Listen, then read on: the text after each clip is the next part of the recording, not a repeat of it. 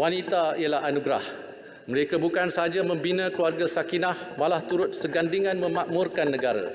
Bagi memastikan dasar yang direncana mengambil kira kepentingan gender focal team akan diwujudkan di setiap kementerian dan agensi.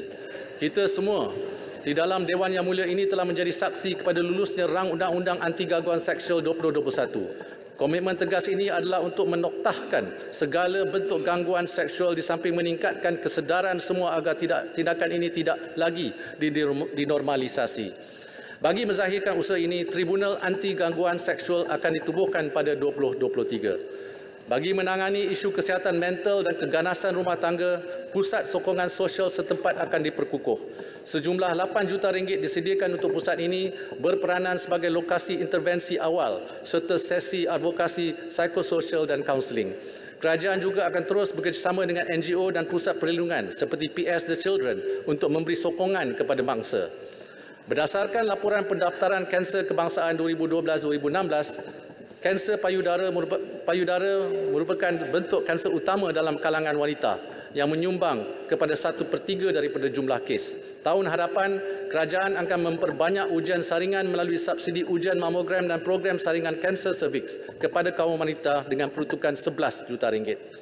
Pelaksanaan saringan kanser cervix juga akan diperintiskan menggunakan kaedah baru ujian saringan PCR yang telah dipelopori oleh Yayasan Ros dengan kerjasama Universiti Malaya dan Universiti Malaysia Sarawak.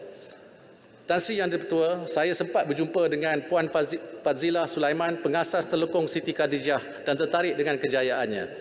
Beliau pada 2009 mula menjual telekong rekaannya secara kecil-kecilan di Sungai Merak, Bangi.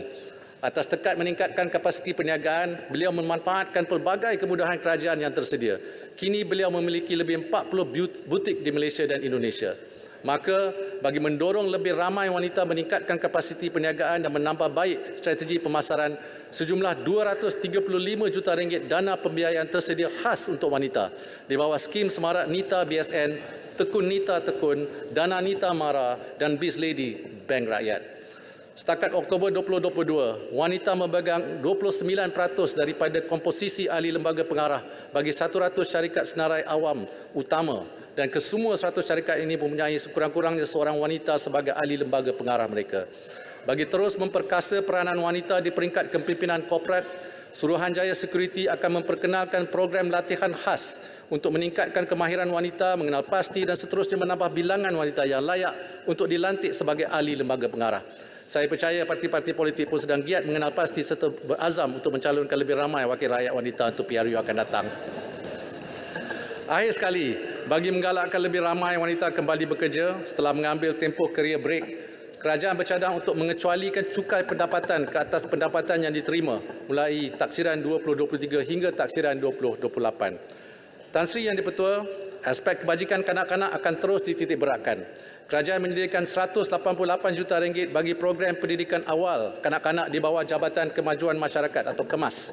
Ini termasuk pembinaan 10 buah taska KEMAS, termasuk 3 projek baru di Port Dickson, Negeri Sembilan, Limbang, Sarawak dan Pasir Putih, Kelantan. Seperti yang telah diumumkan oleh Yang Berhormat Perdana Menteri, allowance pembantu KEMAS sukarela akan dinaikkan mulai tahun 2023. Bagi meringankan beban kewangan ibu bapa yang memberikan pendidikan awal anak-anak, kerajaan bersetuju melanjutkan sehingga tahun taksiran 2024 pelepasan cukai sehingga RM3,000 ke atas bayaran yuran taska dan tadika berdaftar. Menurut Jabatan Perangkaan, kadar fertiliti negara pada 1970 ialah 4.9 orang bayi untuk setiap wanita. Namun, kini telah jatuh ke tahap terendah iaitu 1.7 orang bayi. Sementara itu, kanak-kanak daripada keluarga susah khususnya berdepan dengan masalah malpemakanan sehingga mengganggu tumbesaran mereka, lebih-lebih lagi sejak COVID-19 melanda.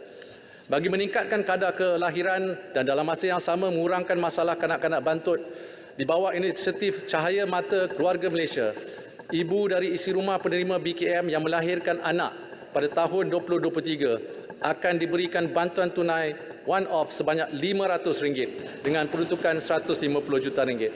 Jadi saya rasa masih sempatlah lagi untuk ambil peluang mendapatkan zuriat pada tahun hadapan. Tapi kenalah ingat bahawa bantuan ini hanya kepada ibu dan bukan kepada bapa.